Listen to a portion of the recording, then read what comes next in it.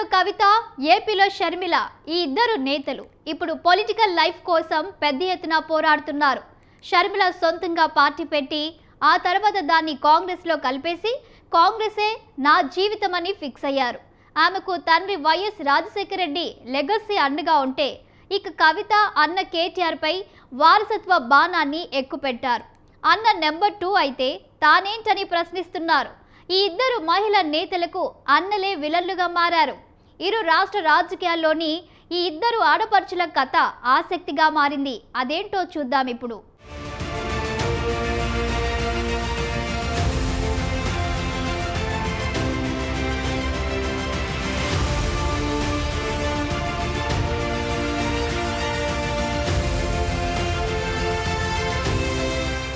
రాజశేఖర్ కుమార్తె షర్మిల, చంద్రశేఖర్ కుమార్తె కవితలు ఇప్పుడు రెండు తెలుగు రాష్ట్రాల రాజకీయాల్లో హాట్ టాపిక్ గా మారారు. ఉమ్మడి రాష్ట్ర రాజకీయంలో వైఎస్ఆర్ పాత్ర గురించి ఎంత చెప్పినా తక్కువే అని అంటారు. తెలంగాణ రాజకీయాలను కేసీఆర్ లేకుండా ఊహించలేమని కొంతమంది చెబుతారు. అలాంటి ఉద్దండుల ముద్దుల కుమార్తెలు షర్మిల, కవితలు.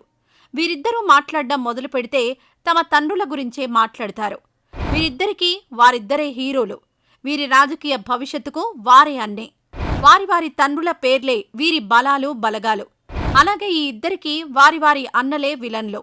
ఇన్ని పోలికలున్న వీరికి రాజకీయంగా ఓ అతిపెద్ద వ్యత్యాసం ఉంది. అదేమిటంటే తండ్రి హీరో, అన్న విలన్. ఇద్దరి భర్తల పేర్లు అనిల్. ఈ పోలికల సంగతి పక్కన పెడితే తెలంగాణ ఉద్యమ సమయంలో కేటీఆర్ పాత్రతో పాటు కవిత పాత్ర అత్యంత కీలకమనే చెప్పాలి. ఇద్దరూ ఎవరి స్థాయిలో వారు పోరాడారు. తెలంగాణ కోసం సాంస్కృతిక కార్యక్రమాలు జరుపుతూ ప్రజలను జాగృతం చేసిన చరిత్ర కవితకుంది.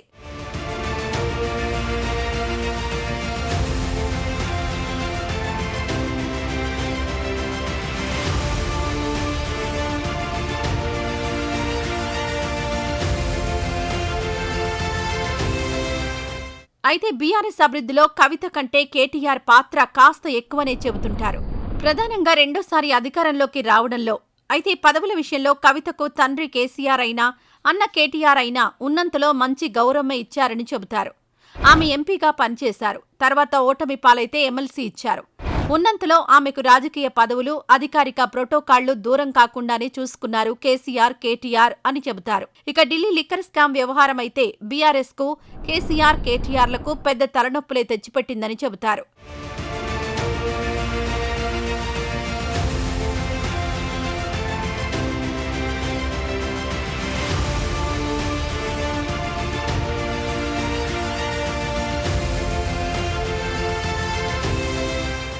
వైసీపీ విజయంలో జగన్ జైల్లో ఉన్నప్పుడు తన తల్లితో కలిసి చెల్లెలు షర్మిల సుమారు 16 నెలలు పార్టీకి చేసిన సేవ గొప్పదనే చెప్పాలి.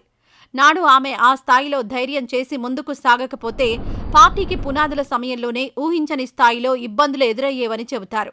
అయితే 2019లో వైసీపీ అధికారంలోకొచ్చిన తర్వాత ఆమెకు దక్కిందేమిటి? వారి వ్యక్తిగత కుటుంబ ఆస్తుల సంగతి కాసేపు పక్కన పెడితే జగన్ ఆమెకు ఎలాంటి పదవులు ఇవ్వలేదు. అయితే పదవులన్నీ ఇంట్లో వాళ్లే తీసుకోకూడదని వైసీపీ వాళ్లు సమర్థించుకున్నా షర్మిలకు ఎలాంటి పదవిచ్చినా అది ప్రజల నుంచి ఎలాంటి అభ్యంతరానికి అవకాశం ఇవ్వదు. జగనన్న వదిలిన బాణంపై ఆమెకు ప్రజల్లోనూ కార్యకర్తల్లోనూ ఐడెంటిటీ ఉంది.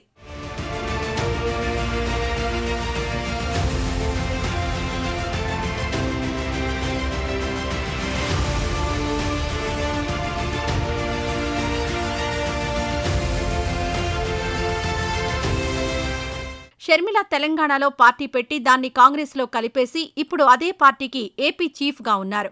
ఆమె రాజకీయ భవిష్యత్తు ఇక హస్తం గుర్తుతోనే అని ఆమె ఫిక్స్ అయినట్లు కనిపిస్తున్నారు.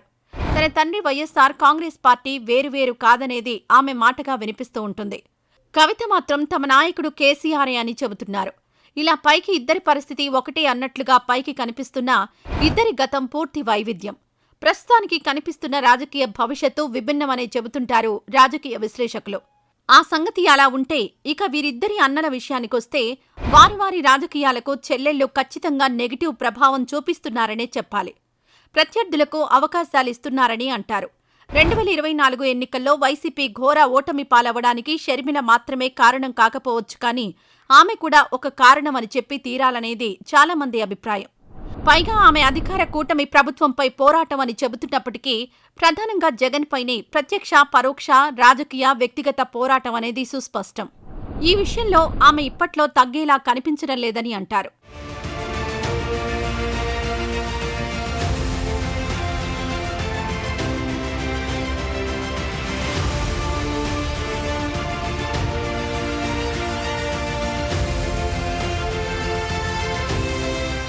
కవిత విషయానికొస్తే వచ్చే ఎన్నికల్లో కేటీఆర్ రాజకీయ భవిష్యత్తుకు ఆమె ఎలాంటి అడ్డు అనేది ఆసక్తికర విషయం. వచ్చే ఎన్నికల్లో బీఆర్ఎస్ అధికారంలోకి వస్తే కేసీఆర్ మాత్రమే సీఎం అనేది అటు కేటీఆర్ ఇటు హరీష్ రావు చెబుతున్నారు. కాకపోతే టాప్ 2 కేటీఆర్ అని అంటున్నారు.